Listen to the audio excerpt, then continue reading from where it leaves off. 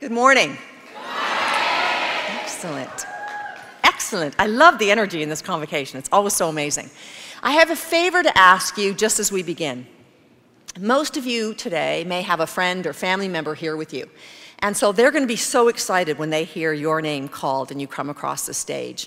For me, it's as important that the last graduate who crosses this stage feels as respected and has their moment in the sunshine as the very first graduate. So I will ask you, in echoing President Bismillah, I'm just promoting you, Vicki. Vice President Bismillah's request that once you've crossed the stage, you return to your seat. It's just a matter of respect so that every graduate has their moment. Is that a deal? Sound fair? All right.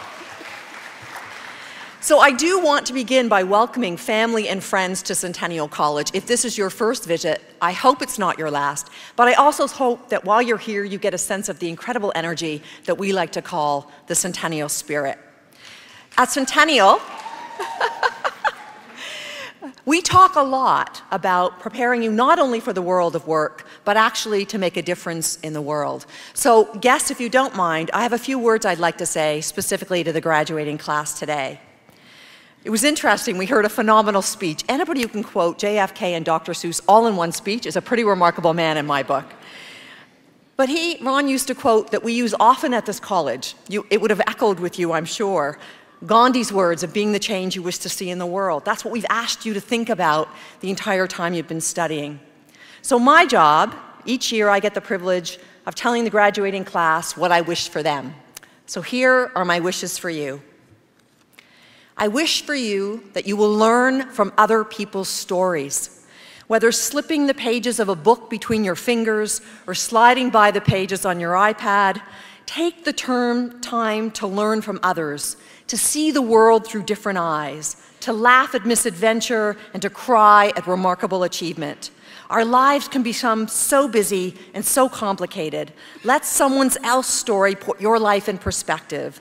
Let it teach you. Let it touch you. And if the time is right, tell your story with grace, with dignity, with humility, and use it to inspire others. We've heard compelling examples of my next wish for you, and that is that you give something back. Our students, all of them, exemplify something quite powerful, a notion we captured in our strategic plan, which is called our Book of Commitments. And that's that leaders are born. Sorry, leaders are not born. They're created. If I were to ask you to think about an amazing leader, you might say Barack Obama, Desmond Tutu, Mother Teresa, Sharon Llewellyn. And while all of these are wonderful examples of leaders who are well known, we must always remember that each of us has the capacity to lead. With the exception of royalty, leadership is not a birthright. We should all aspire to it, and we should all define it in our own personal way. Perhaps for some of you, it involved building a greenhouse in Peru. For others, it may mean volunteering, as we've heard about folks doing today. For some of you, it's just going to mean being the very best parent you can be.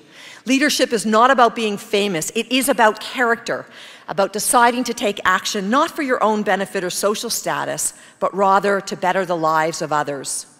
And I'd ask you that for every achievement, show thanks to the universe by offering an act of kindness.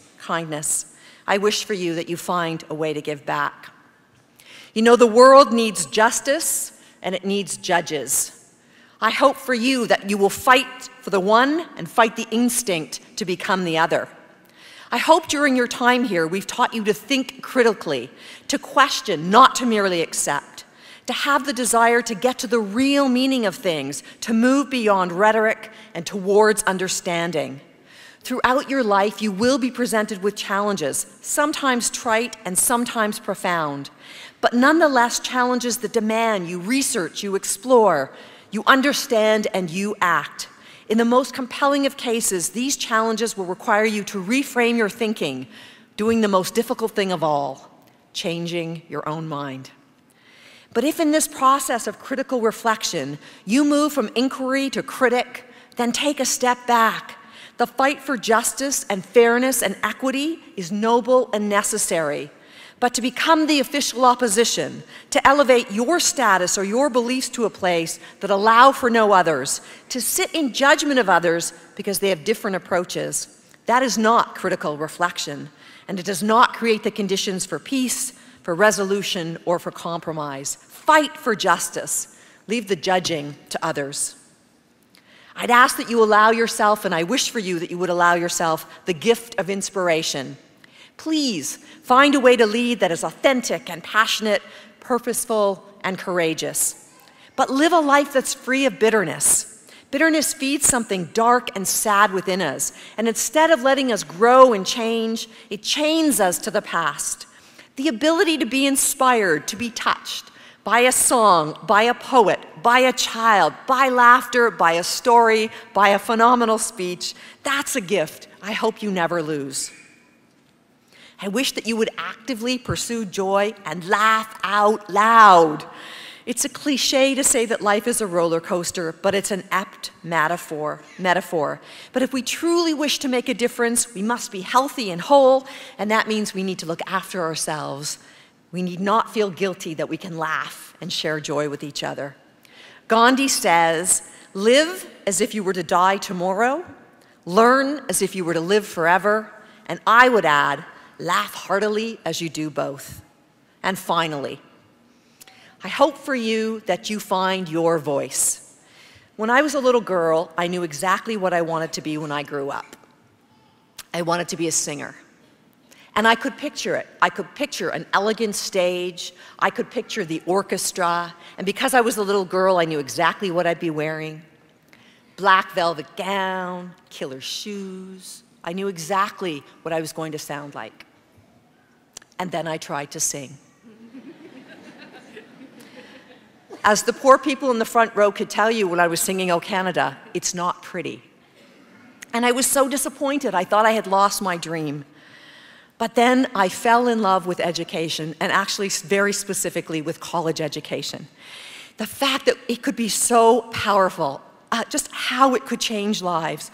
I believe so passionately in this transformational power of learning that it gave me a voice. I found places where I could stand for what I believe in, where I could lobby, where I could champion your needs and your rights. Finding that love, that passion, finding that voice, that was a gift for me. So while there may be no melody, I found a profound way to sing. That's what I want for you. I want you to believe in something in such a deep way that it gives you strength, that it compels you to take action, to speak. I hope for you that you find your voice. And I want to end with a thank you.